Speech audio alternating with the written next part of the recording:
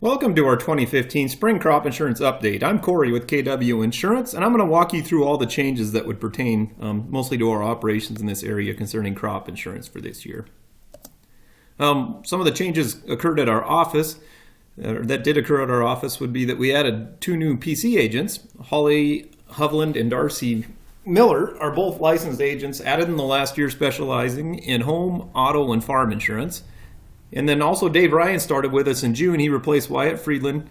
He's going to be running the chemical warehouse and helping on the farm. So these are the new faces. I can kind of circle them down here. Here's Darcy, Holly, and Dave.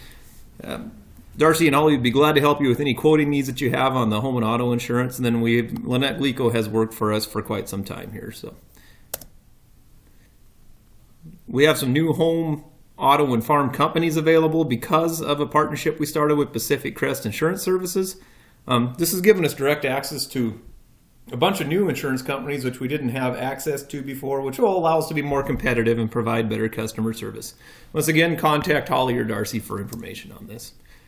There's a few deadlines coming up for the FSA, one of which is actually today, or the day that I'm recording this, which is February 27th. That's when you had to update your base yields and your base acres. So by the time you're watching this video, it's probably too late to get that portion done. The next big deadline coming up would be the enrollment in the farm programs. This would be picking PLC versus ARC. That deadline is March 31st. The last day to take out loans on your grain would be March 31st, and the last day to purchase a NAP policy. I know these say 2015. The FSA sent me these slides, or 2014. They actually should say 2015 on them. The last day to purchase NAP coverage would actually be March 16th because the 15th falls on a Sunday this year, I believe. So once again, just a couple other things to cover that they wanted me to highlight here. CRP, if you're interested in doing managed haying or grazing, please stop by their office.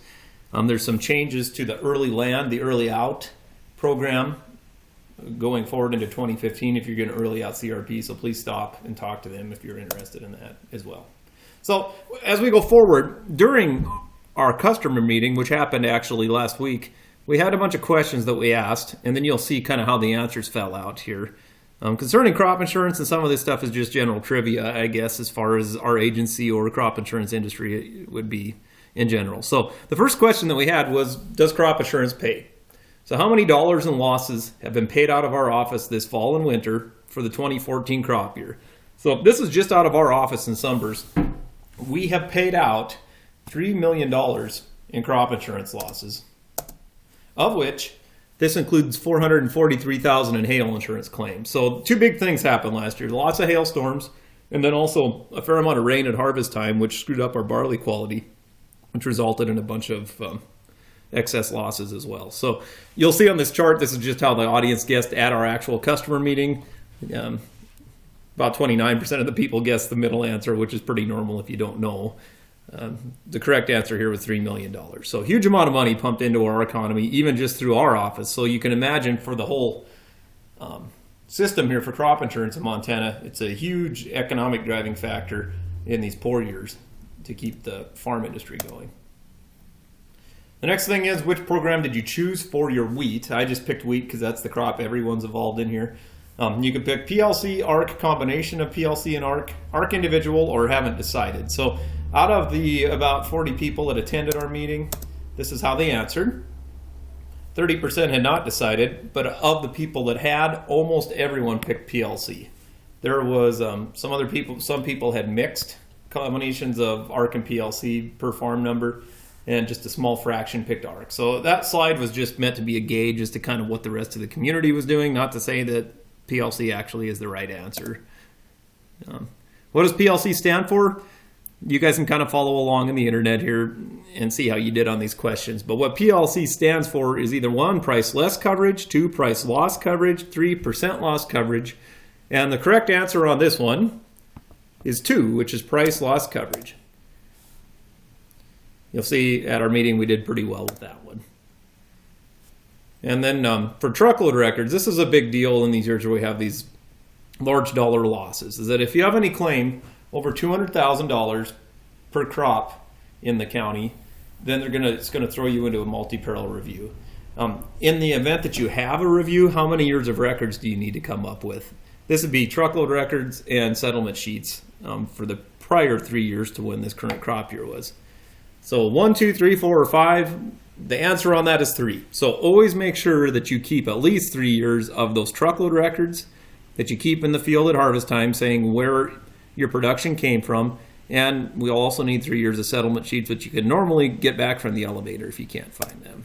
So again, 3 was the correct answer on that. Some changes with the Farm Bill. The new disaster program options is a big one, which you guys are going to have to choose here by the end of next month.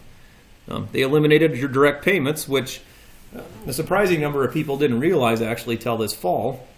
And you would have noticed now if you were doing your books even or whatever that you didn't receive those direct payments anymore from the FSA. So if you look down here, we have the 2 Farm Bill comparisons. This would be the 2008 Farm Bill versus the one that just passed. In that old Farm Bill, 12% was commodity payments. Those would have been your direct payments that you were receiving before. They pretty much eliminated all of that, so there's just a little bit of commodity program money in there, about 4%. And then crop insurance stayed about the same, about 10% of the whole Farm Bill between those two. But the big increaser, which is where they evidently put most of the commodity payment money, savings, was 80% now almost of that new Farm Bill is nutrition funding. So that'd be nutrition programs for the schools, food stamps, those sorts of things, where only 68% of the Farm Bill was taken up by that before. So when they call this a Farm Bill, it really, as you guys know, I've heard it probably 100 times, is a nutrition bill. The actual portion that is directly related to the farming is just this little piece here in the pie, which would be about 20%. So there's a new beginning farmer program if you have farmed less than 5 years, or if during some of those years you were in active duty military or in college, we can write those off, which we'll go through. That gives you a discount in your crop insurance. Native sod busting, much less favorable on the crop insurance side if you end up doing that going forward. And then SCO insurance is now available through your crop insurance agent, which will tie into this PLC ARC decision as we go forward here. So here's one of the things that was added for some of our counties for 2015 is mustard is now insurable, which it had not been in the past. Mustard's insurable in Toole, Liberty, and Hill counties, not in Glacier yet. So for our main counties that we would have here, Toole, Liberty, and Hill, that would include Ponderay County, which we don't have much for business there, but I should have included that on this slide. The big one is, though, if you're in Glacier County, it's not insurable there yet. On mustard, the insurance won't attach to any acreage in which cranberry, mustard, canola, chickpeas, dry beans, rapeseed, or sunflowers has been planted in the previous crop year. So, in other words, you couldn't go canola and then seed mustard on it the next year, or it would be uninsurable on our crop insurance or any of these other crops, basically. It has to have a 1-year break in there. The earliest you could plant it and actually get replant coverage at least would be April 15th, and the latest would be May 20th. So compared to our wheat and our barley crops, where we get a whole almost 2 months to get that seeded, this has us limited to about a month on this crop. And then it's priced off contract pricing, which means you must have a contract with an end user by acreage reporting date to insure it. So a couple things. First off, the seeding dates are pretty narrow on this, and just remember that you have to have contracted production to actually insure it on the multi-peril side. Another big thing, this is a real favorable thing to a lot of people here, is that we've been waiting for enterprise units to be available on peas. For the first time now in 2015, you can do enterprise on peas. You could even do enterprise by type, not by type, but by practice. So if you had irrigated and non-irrigated peas, we could actually group those into 2 separate enterprise units. There's a substantial savings on this, but it'll throw all pea types together. So if you're a grower that grows lentils and like smooth green and yellow peas, if these weren't in enterprise units, they would pay separate. But if we elect enterprise units on the peas, it's going to throw all types of peas together. So it would throw those lentils and the smooth green and yellows together in one pot before it paid. You must elect this by March 15th, which is the deadline that's coming up here for our crop insurance. The next thing, like we had talked somewhat on that previous slide, is that you can do irrigated versus non-irrigated enterprise units now, where before, if you elected enterprise and you had both dry land and irrigated ground, it would throw all of that together into one pot, where now it'll keep the irrigated and non-irrigated in separate pools for payment. So if the dry land stuff droughted out, you could get paid on it even if the irrigated still did well, or vice versa.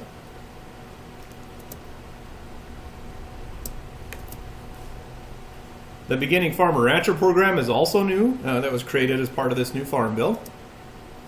You must not have had an insurable interest in a farm or ranch for more than 5 years to qualify. Insurable interest would mean that you had some financial risk in the operation.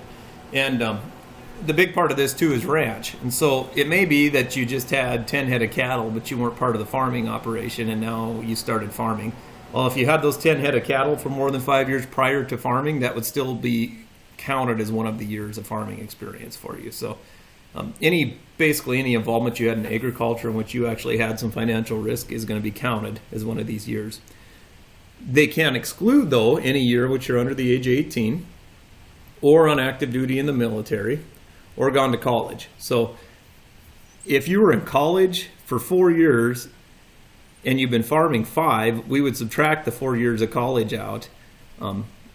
If you had been farming all the way through college, I should say. So that would only count as 1 year against you on this program, and you'd have 4 left. So what does this do for me? First off, you need to fill this app out before the sales closing deadline to get qualified for this.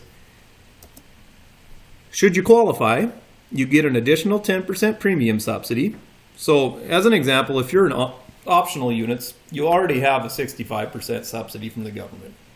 This would increase that up to 75%, which when you look at this, initially you think 10%, that's what you're going to save on your premium, but that's not the case, because now the government, instead of paying 65% of your premium, is paying 75%, which is 15% more that they're going to be paying into that as far as a percentage-wise goes anyway. So anyway, the point of it is a pretty substantial discount, and it's easier to transfer yields from a previous producer. So if you're taking over the neighbor's farm and you had helped on the farm prior, it may have just been that you contributed labor to the farming operation prior to taking over this year, then we can transfer those yields easier as part of this program. And then also, any year in which you have less than 80% of the county average, they're going to replace your yield with 80% of the county average, where normally we would have to get down to 60% before we'd get that yield substitution. So you're going to get 20% better yields in the bad years that get plugged in there than any other producer would, because you're a beginning farmer. Native sod breaking, or busting sometimes it's called, is really discouraged in this new farm bill. It's discouraged at the FSA side, so if you're going to do it, make sure you line it up with them, because that could kick you out of all the disaster programs. But also it's discouraged now on the crop insurance side. The first thing that they implemented is that you'll only get 65% of the county average for 4 years. Right off the bat when you break this ground out. So that means that for the first 4 years that you put a crop into that ground in which you sod busted, you're not going to get to use any of your actual yields off of there even. You're just going to get 65% of the county average for that yield. And that's just specific to that ground you broke out. So if it was part of a unit, just those acres that were the sod busting would get the 65%. The rest of the unit would carry on as it had. Then the other thing is your premium subsidy is going to be reduced 50 points, which if you're in optional units especially is going to pretty much eliminate your premium subsidy from the government. And that's going to follow you for 4 years as well.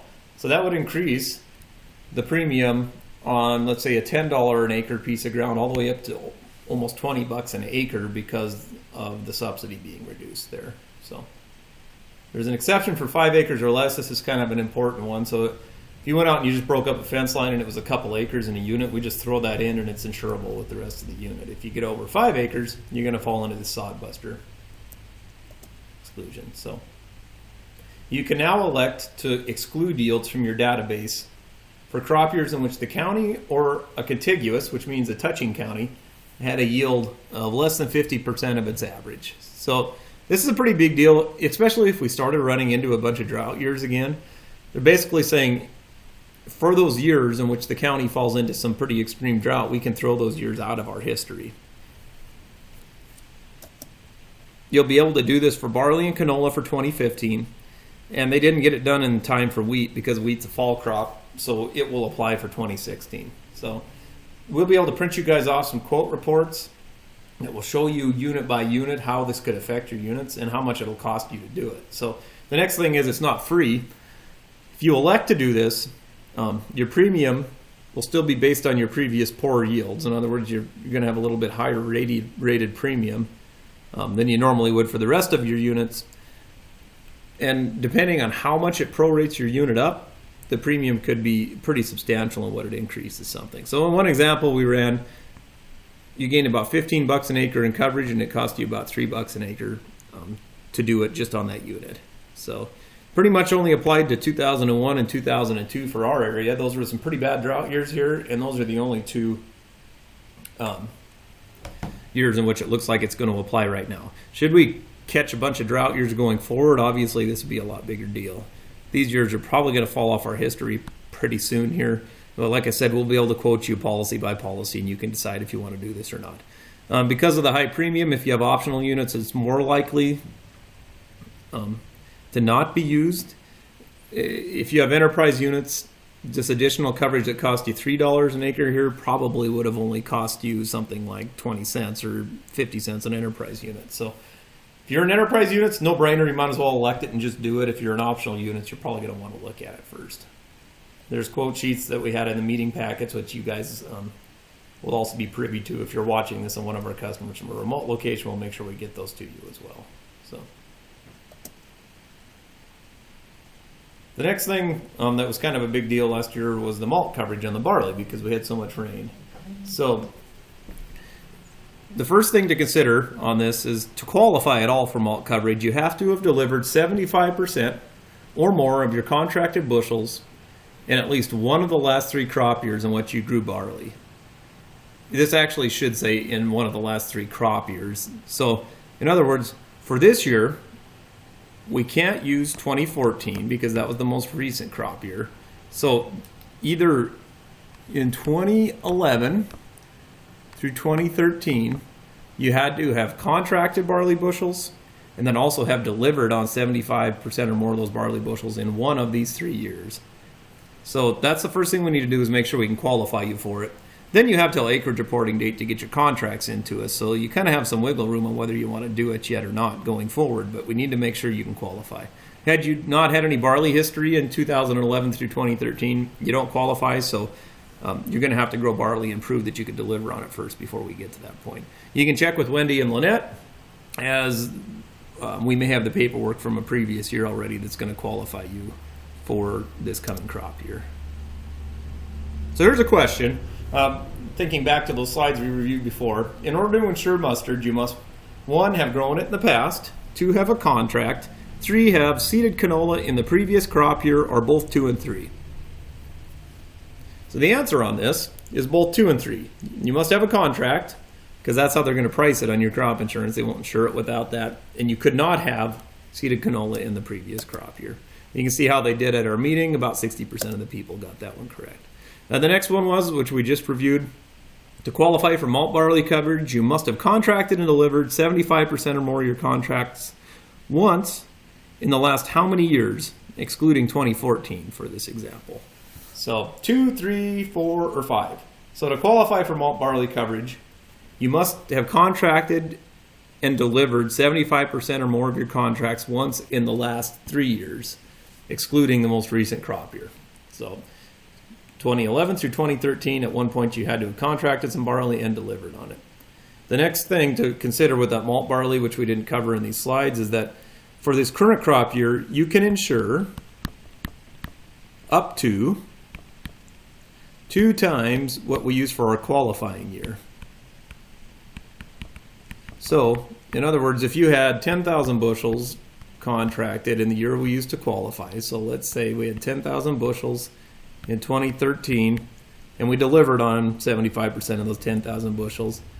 Now, in 2015, we can insure up to 20,000 bushels of malt.